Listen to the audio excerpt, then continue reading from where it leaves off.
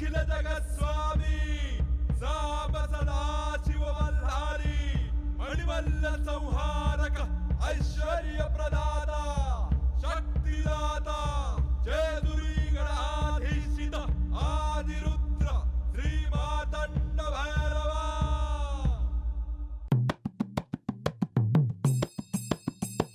जय देवा जय देवा जय देवा जय देवा जय देवा जय शिव मार्तंडा.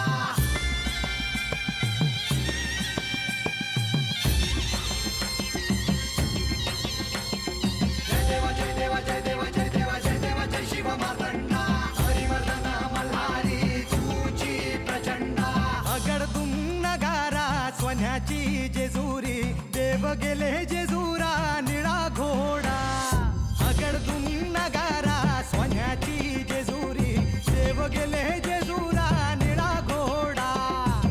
पाऊ में तोडा कमरी कर पटा बिहिर मस्तकी तुरा.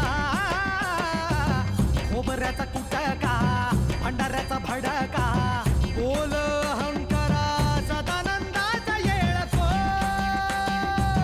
सदानंदाचा येळको. जय देवा जय देवा जय देवा जय देवा जय देवा जय शिव मार्तंडा. जय देवा जय देवा जय देवा जय देवा जय देवा जय शिव मार्तंडा. हरिवर्धन मल्हारी तुझी प्रचंडा. जय देवा जय देवा जय देवा जय देवा जय देवा जय शिव मार्तंडा. हरिवर्धन मल्हारी तुझी प्रचंडा.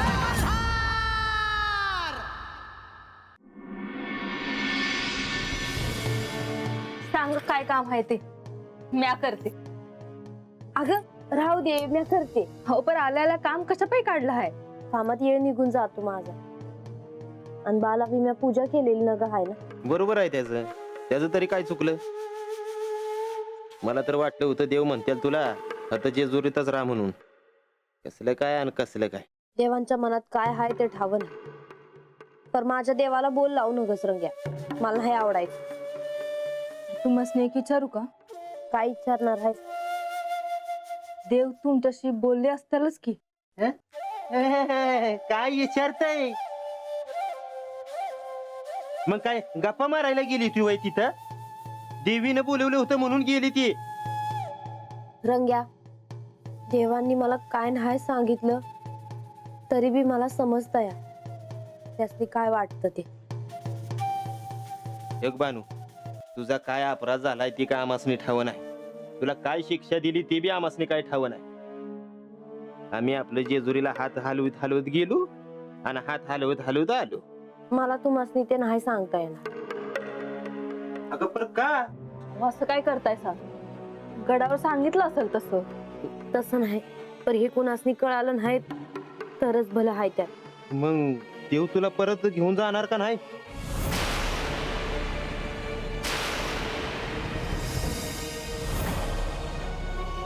हो तुमच्या जिभेला काय हाड हाय का नाही. काय बी बोलताय सा. राग आला असेल तर चूक पात्रात घे बांध. तर मला नाही आवडले. पुण्यांदा हे विषय न ग काढू. बाला नाही आवडत.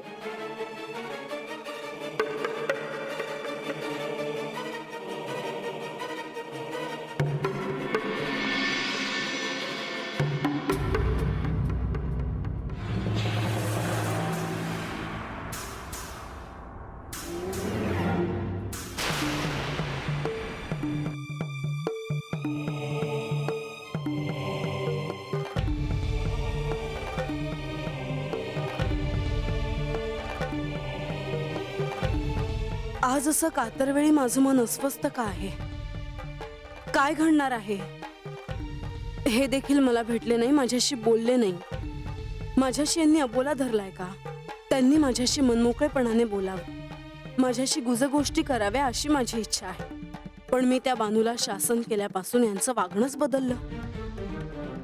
मला हेच कळत नाही की माझं काय चुकलंय. माझ्या संसाराचं सुखचित्र मी काढते आणि ते पुसलं जातं. पुन्हा मी प्रयत्न करते आणि पुन्हा ते माझ्या मनाविरुद्ध घडतं. यातून काय मार्ग निघेल.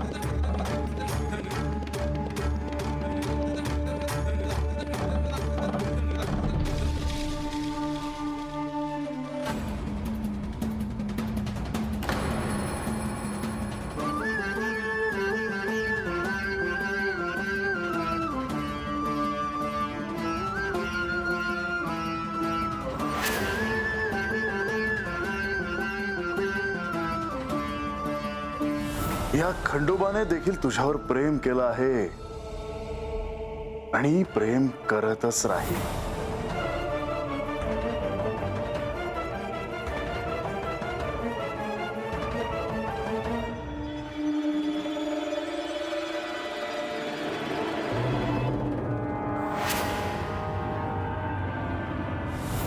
तुझ्या हातून असा अपराध पुन्हा होणार नाही अशी मी आशा करते. तुला शासन झाले आहे, आता तू पुन्हा चंदनपुरीला प्रस्थान करावंस.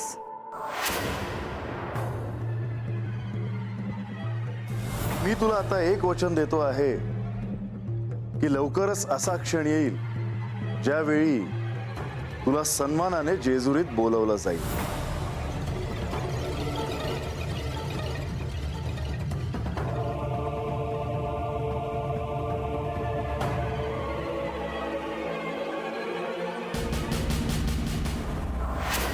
आज हे असं का झालं असेल?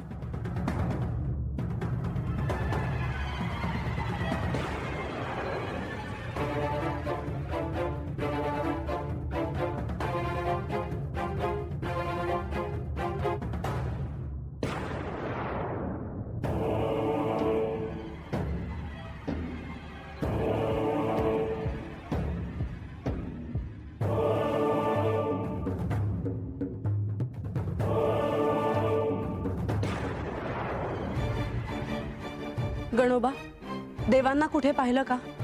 नाही जी. मग राजवाड्याच्या बाहेर जाताना कुठे पाहिलं? नाही जी. लक्ष कुठे असतं तुम्हा सगळ्यांचं? देव राजवाड्यात कुठेच नाहीत आणि कुणालाही त्याचं काही नाही. त्यांना गडावर पाहून या, पायथ्याशी सेवकांना संदेश पाठवा. देव कुठे आहेत हे मला कळलं पाहिजे. जी. जा लवकर, थांबू नका.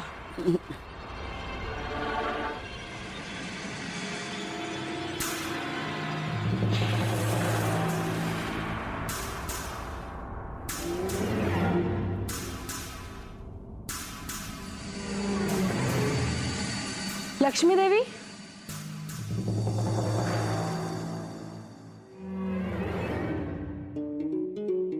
म्हाळसा, या ना.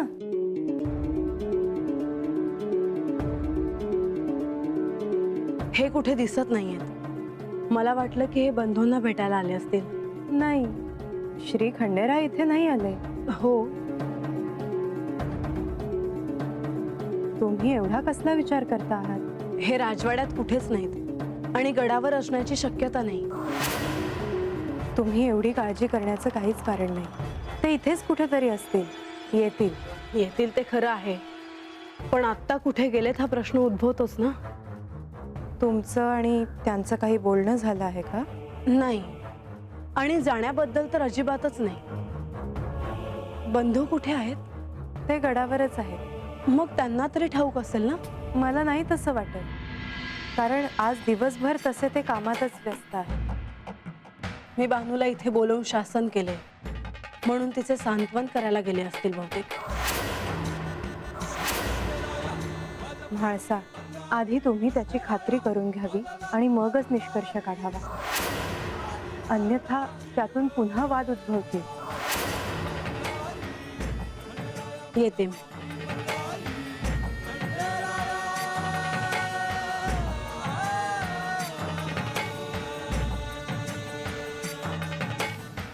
कुठे आहेत सगळे? कुठे आहेत सगळे?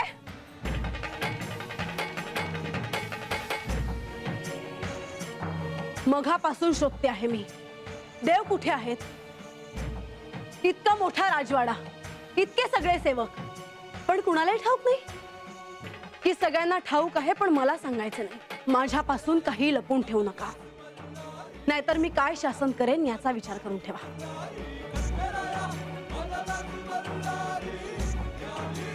काय झालं म्हाळसा? अशी का रागावली आहेस तू? तुम्ही या आणि मला वार्ता आणून द्या.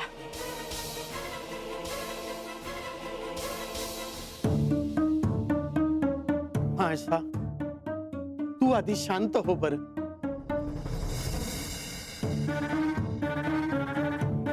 काय झालंय म्हाळसा? हे गडावर नाही येत आहे. कुठे गेलेत, केव्हा गेलेत, कोणालाही काही माहित नाही. काय सांगतेस तू हे? आता कुठे शोधायचं त्यांना? प्रधानजींना ठाऊक असेल. बाबा त्यांना काही ठाऊक नाही, ते कामात आहे. आता माझ्या ध्यानात आलं, देवांनी असं का केलं? तरी मला आधीपासून शंका येतच होती. अहो, आपण आगीत तेल काय ओतत आहात? तिला शांत करायचं सोडून शंका कसल्या सांगत बसलात आपण? तुम्ही गप्पच करा मला, पण मी गप्प बसायची नाही. तू त्या बानूला शासन केलंस, त्याचा परिणाम आहे हा. अहो, काय बोलता आहात ते? अहो, देव त्या बानूकडे नाही तर कुठे जाणार?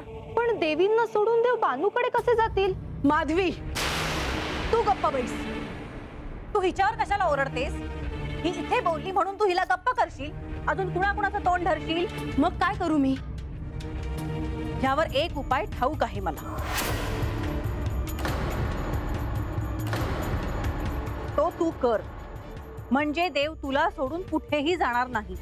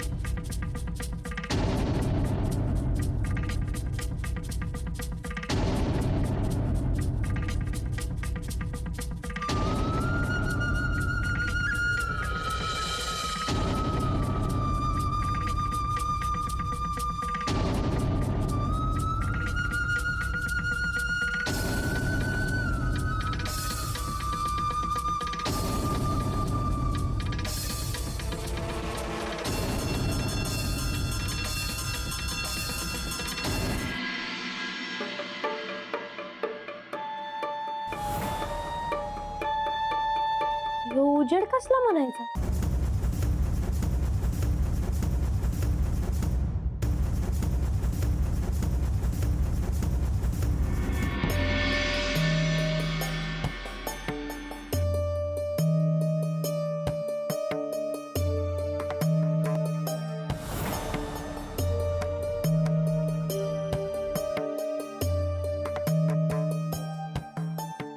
हे काय होत आहे मला काही बी कळना झालं आहे.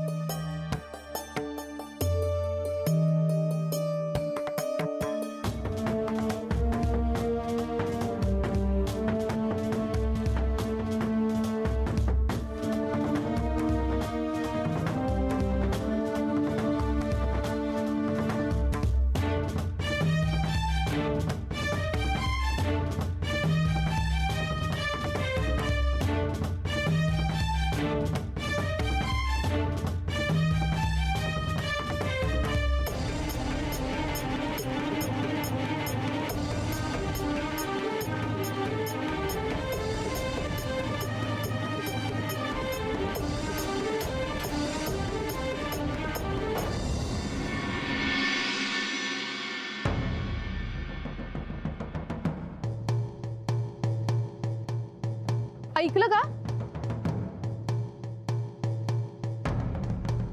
मला काय म्हणलं सर?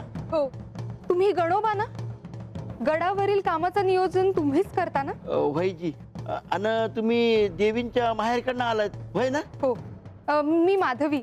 अक्कांकडून जेजुरी बद्दल एवढं ऐकलं होतं, कधी एकदा जाते असं झालं होतं.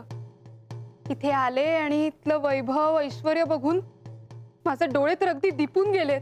आल्यापासून हे सगळं डोळ्यात सामावून घेण्याचा प्रयत्न करते, पण संपत नाहीये. अहो, आमची जेजुरी आहेच बघा तशी. काय हो गणोबा, गडावर फार कामं पडत असतील ना हो तुम्हाला? व्हायची. माणसांची सारखी ये जा असते बघा. अहो, देवाच्या दर्शनासाठी कुठना लोक येतात म्हणून सांगू तुम्हाला. ते मी आल्यापासून बघतेच आहे. पण काय हो गणोबा, दुरून आलेल्या देवांच्या भक्तांच्या निवासासाठी काय करता तुम्ही? अहो, खाली गावामध्ये त्यांच्यासाठी समद केलेलं आहे बघा. अहो, खाण्याची सोय केलेली आहे, राहण्याची सोय केलेली आहे. जेजुरी मध्ये कुठल्या बी कोणी बी आलं ना, त्याची काय बी कमी पडत नाही बघा. गडावर अजून कोण कोण असतं? म्हणजे अहो, म्हणजे देव आणि देवी सोडून अजून गडावर कोण कोण असतं? ते बघा, त्यात आतल्या अंगाला देव आणि देवीचा कक्ष आहे. आणि आलेल्या गेलेल्यांसाठी एक वेगळी कक्षा आहे ती. हो का?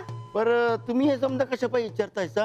अहो सहज ठाऊक असायला हवं ना म्हणून विचारलं. होय, हे आहेच की. आणि तुम्ही देवीच्या माहेरकडनं आलेले आहेत. मी तुम्हाला सांगणार ना असं होणार आहे. होय, चला.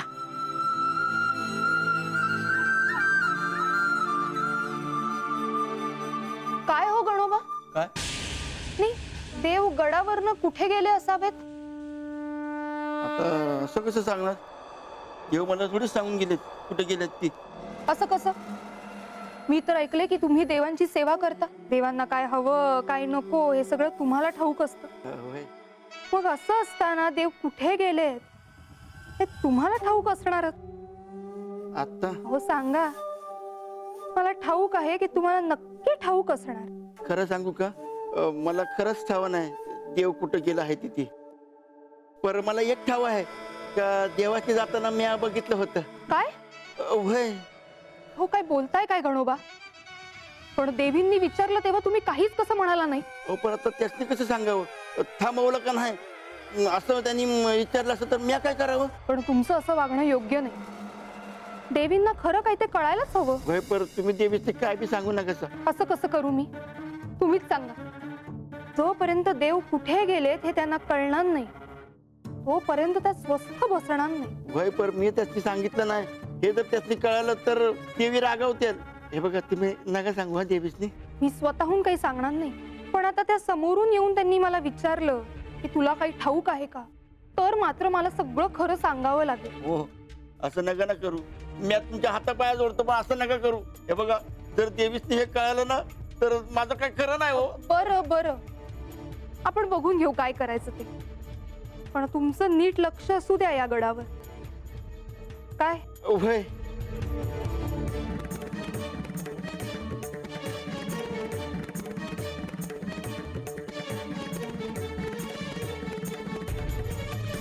दार लोटून घेतलं होतंस?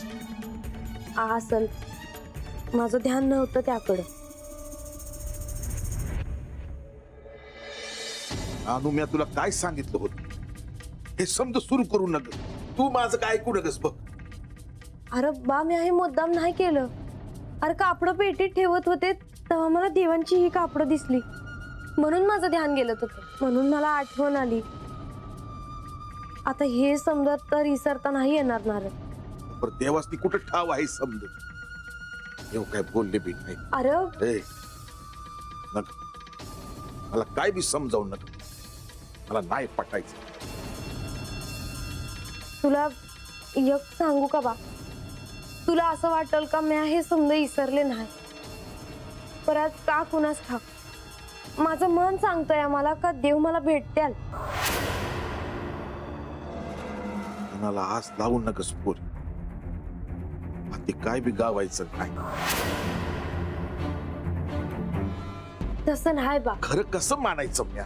कोणती साक्ष आहे? वय देवाने दिलेल्या खडावांभोवती उजेड होता आज.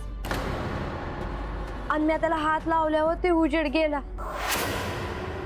आता ही साक्ष नाही तर दुसरं काय म्हणायचं बा? हे बा, हास नग लावस पोरी. हास लय वाईट असत. नग असं करू. बाप, माझं मन मला सांगते देव मला भेटते. आणि देव जेजुरीत नाही आहे. ते जेजुरीच्या बाहेर कुठंतरी आहेत.